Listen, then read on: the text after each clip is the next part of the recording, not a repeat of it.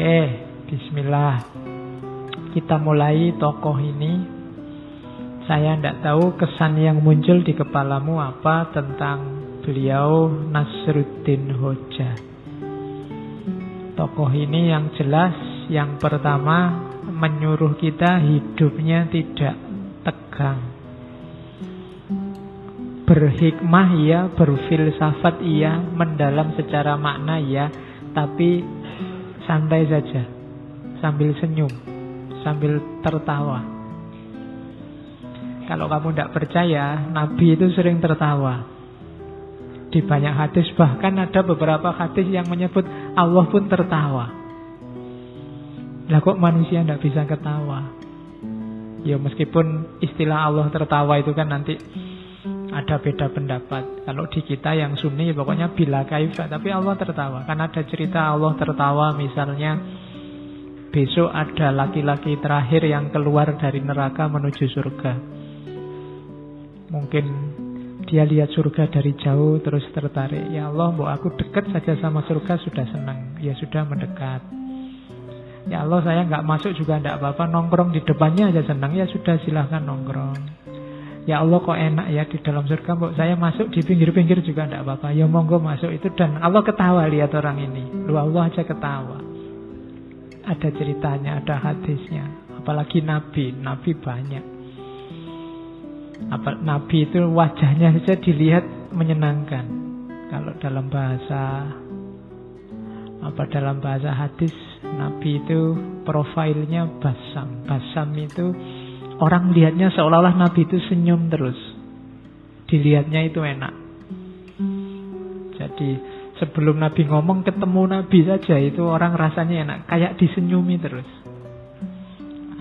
Kalau kalian kan mungkin ada di antara kita yang kebalikannya malahan. Nonton wajah itu pengen muntah. Ada gitu, nesunan, ngamuan, itu kan tidak enak. Kalau Nabi basam. Oke, kepada siapa saja. Makanya orang Islam harus bisa ketawa. Jangan ngamuk terus. Saya ngutip sedikit itu sebenarnya ada di pengantarnya Nasruddin Hoja. Saya lupa profesor yang nulis, tapi itu diambil dari kitabnya Abu Hayyan At-Tauhidi, Al-Bashair wa Dakhair. Jangan engkau jauhkan dirimu dari mendengar sesuatu tentang kejadian sederhana yang lucu-lucu. Jadi kalian nonton yang lucu-lucu tidak apa-apa, nonton komedi tidak apa-apa. Sebab termasuk juga yang lucu-lucu dalam hidupmu. Hidupmu itu lucu, banyak yang lucu. Cuma kamu membacanya terlalu serius. Sebab bila engkau tidak mau memperhatikannya, pemahamanmu akan picik dan watakmu menjadi kurang tanggap. Kalau kamu tidak bisa menangkap betapa lucunya hidupmu, katanya Abu Hayyan, kamu kurang peka terhadap hidupmu. Hidupmu itu lucu, ngapain kamu stres? Ngapain kamu sumpek? Itu lucu. Tidak lulus-lulus ujian, lucu. Ya kan? Kemudian apalah, diputus pacar jane ya lucu. Wong masih pacar aja diputus, kamu kok nangis sampai segitunya. Malah enak kamu bisa nyari lagi, nambah pengalaman. Kalau kamu nangis itu jane ya lucu. Banyak yang lucu-lucu dalam, apalagi coba kamu baca peristiwa-peristiwa politik hari ini itu jane lucu. Cuma barang lucu itu kamu kok ketemunya malah marah, harusnya kan ketawa. Tapi hari ini orang membacanya jadi marah-marah. Katanya Abu Hayyan, bilang kau tidak mampu menikmati segarnya komedi, segarnya humor, segara kelucuan, awan kelabu kehidupan yang serius bahkan menghancurkan dirimu. Wah, susah. Merengut terus juga hidupmu akan hancur. Tidak enak. Wong kita oleh Allah diizinkan, diberi kesempatan hidup di dunia ini kan untuk bahagia, untuk senang. Maksud Allah nyuruh kita sumpek, nyuruh kita sengsara kan enggak. Gembiralah. Hidup ini menggembirakan. Jadi tertawalah. Ini filosofi yang dipakai oleh Abu Hayyan At-Tauhidi dan Nasruddin Hoja nanti gayanya semacam ini. Makanya saya sebut Muslim alternatif. Sekarang citranya Islam itu citra kebanyakan citra keras. Ya meskipun itu salah, tapi ada indikator-indikator yang membuat orang menyimpulkan itu. Mari kita akhiri itu, tampilkan wajah Islam yang melahirkan tawa, melahirkan senyum. Kadang-kadang ada orang bikin komedi, bikin humor, kamunya serius. Betul. Jadinya nggak jadi ketawa, malah marah. Akhirnya orang takut lagi ngomong yang lucu-lucu. Akhirnya ngomongnya serius terus. Akhirnya wajahnya kayak kalian kelihatan cepet tua kabeh. Antara wajah sama umur berbanding terbalik. Jadi ketawalah, senyumlah. Hidup ini indah, hidup ini nyaman. Kalau ada masalah itu sebenarnya kelucuan dalam hidupmu. Ketawain saja. Betapa lucunya dirimu. Nah, itu lebih nyaman. Itu rumus dari Nasruddin. Dan Sufi juga, Nasruddin ini seorang Sufi juga banyak memfungsikan humor. Coba dilihat para Sufi, coba dilihat para ulama besar. Itu kan hidupnya serba senyum, banyak humornya. Ulama-ulama yang ilmunya sudah tuntas, itu kalau ngomong kan enak didengarkan. Dan kadang-kadang ya dagelan-dagelannya banyak, membuat kita tertawa, membuat kita tersenyum. Ini orang yang sudah luas sehingga bisa menerima apapun. Kemampuan menertawakan hidup itu tidak sembarangan. Wong Quran sendiri sudah ngasih isyarat kamu, innamal hayatud dunya lahwun wa laibun. Kehidupan dunia itu hanya sendaguru. Sendaguru itu kan harusnya melahirkan ketawa, walaibun, dan permainan, dolanan. Jangan serius-serius. Kan sudah dibilang gitu. Cuma kita tertipu. Wong ini cuma sendaguru kok kita serius. Sampai tawuran, sampai pukul-pukulan, bunuh-bunuhan. Salah rumus berarti hidup kita. Ayo pakai rumus yang benar. Kalau permainan ya posisikan sebagai permainan. Kalau sendagurau posisikan sebagai sendagurau. Bahkan dalam dunia Sufi, humor ini ternyata perannya banyak, mainnya banyak. Ada teori bahwa kalau dalam Sufi itu humor itu termasuk humornya Nasruddin, itu ada kalanya untuk menggugah pikiran. Orang yang jeli membaca humornya Sufi itu tidak cuma dilihat cerita lucunya. Di balik itu ada makna yang dalam.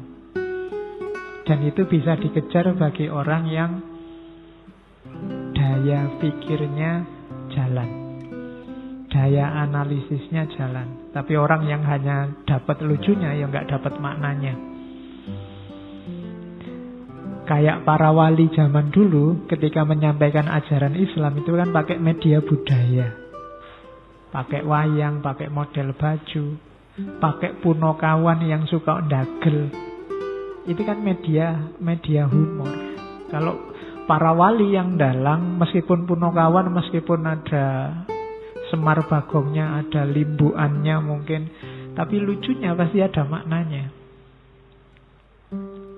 Tidak tahu maknanya pun tidak apa-apa, kamu dapat ketawanya, tapi kurang dalam. Ketawanya sudah dapat, cuma dalamnya. Dulu waktu diantara yang diperdebatkan Sunan Kalijogo sama Sunan Giri kan itu, Sunan Giri orangnya serius. Kalau Sunan Kalijogo maunya, ya sudah kita ambil pelan-pelan. Lah nanti kalau umat tersesat, enggak kalau tersesat. Wong ini umat Islam ini kan akalnya jalan. Lama-lama mereka juga ngerti rahasianya. Lama-lama juga mereka bisa belajar sendiri, tahu yang benar. Sekarang biar mereka tertarik dulu lah pakai media-media budaya, termasuk pakai humor. Kalau ada ustadz atau ulama atau kiai ceramah yang tidak ada humornya sama sekali kan, ya paling kamu ngantuk, paling hadir sekali dua kali, besok nyari alasan kalau diajak.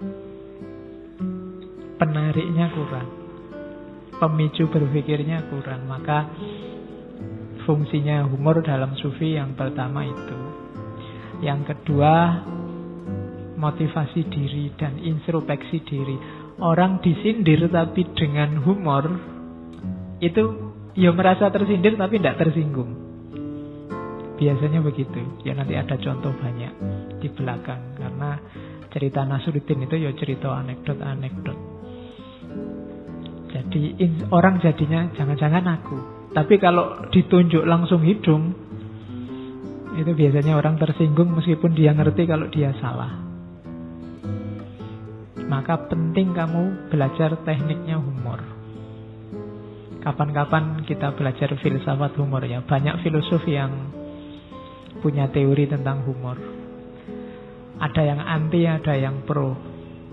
Orang serius kayak Plato itu agak anti humor. Wongi serius masalahnya. Tapi kayak Diogenes kemarin, ya hidupnya itu ndagel. Mulai lahir sampai tua itu isinya ndagel, kabeh gayane ndagel. Tapi ndagelnya kan ndak asal. Ada maknanya. Jadi humor membuat orang sadar.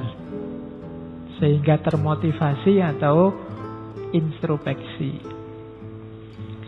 Yang ketiga, humor itu biasanya untuk kritik. Ngeritik paling enak itu pakai humor. Jadinya orang tidak tersinggung.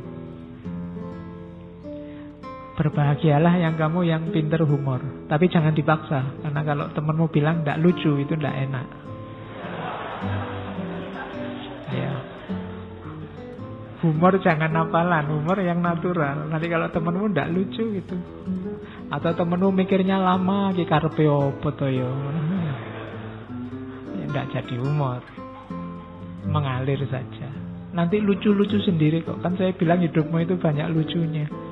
Kamu ceritakan apa adanya itu sudah lucu. Ya cobaan kamu jujurlah dengan dirimu sendiri. Ceritalah tentang dirimu belak-belakan 100%. Jangan ditutup-tutupi. Mesti banyak aspek lucunya. Kamu mengalarm jam berapa, bangun jam berapa, dan seterusnya. Itu kan lucu kadang-kadang. Bu alarm dewe. Alarmnya bunyi kamu matiin sendiri. Pagi-pagi marah-marah sendiri. Itu kan lucu. Oke. Yang terakhir dakwah ya. Kalau dalam Islam apapun yang kamu lakukan harus bernilai dakwah. Apa sih dakwah itu? Yang mendorong orang melakukan kebaikan, itu dakwah. Bisa lewat kata-kata, bisa lewat tindakan. Setiap muslim punya tanggung jawab dakwah. Dakwah tidak sama dengan ceramah. Jadi yang kamu lakukan itu ya, kalau membuat orang jadi turut melakukan perbuatan baik, itu dakwah. Makanya ada hadis man sanna sunnatan hasanatan, barang siapa melakukan, mencontohkan perbuatan baik, diikuti orang perbuatan baik, pahalanya mengalir. Sebaliknya yang melakukan perbuatan jelek, diikuti orang berbuat jelek, dosanya juga mengalir.